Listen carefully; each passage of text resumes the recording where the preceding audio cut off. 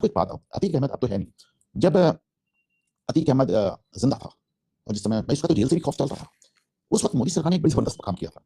ये जो इलाका है अतीक का, एक्चुअली अतीक का जो गांव है उसका नाम है कसारी मसाल। तो वो हमारे शहर के एक कोने में है और उसी से जोड़ के उसने थोड़ी दूर पे शहर जहाँ शुरू होता है नगर बना लिया।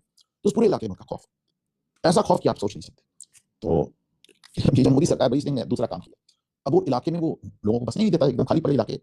मोदी सरकार ने वहां पे सीआरपीएफ का केंद्र बना दिया, आईटीबीपी का केंद्र बना दिया, पीएसी का केंद्र बना दिया, जितनी मतलब सेंट्रल स्टेट फोर्सेस सब वहीं पे उनके हेडक्वार्टर बना दिए।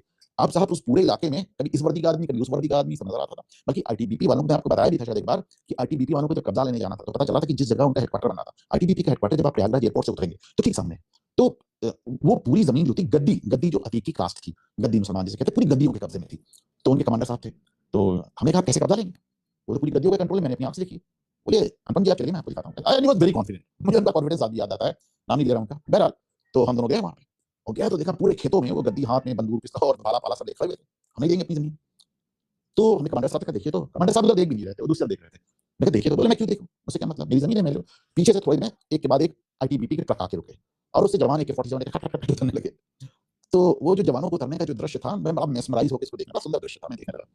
देखता रहा जब उतरे और एकदम एक पंक्ति में खड़े हो गए। तो जब मैंने उनको देख लिया तो मैंने कहा जरा देखें कि वो जो लोग कह रहे थे नहीं कब्जा होने देंगे उनका रिएक्शन क्या है। और जब मैंने पलट के देखा मुझे कोई नजर ही नहीं आया, नॉट 1%, सब गायब हो गए। ऐसे ही है किशनगंज से भी गायब हो जाएंगे, आर्मी का बेस बना है बन जाएगा।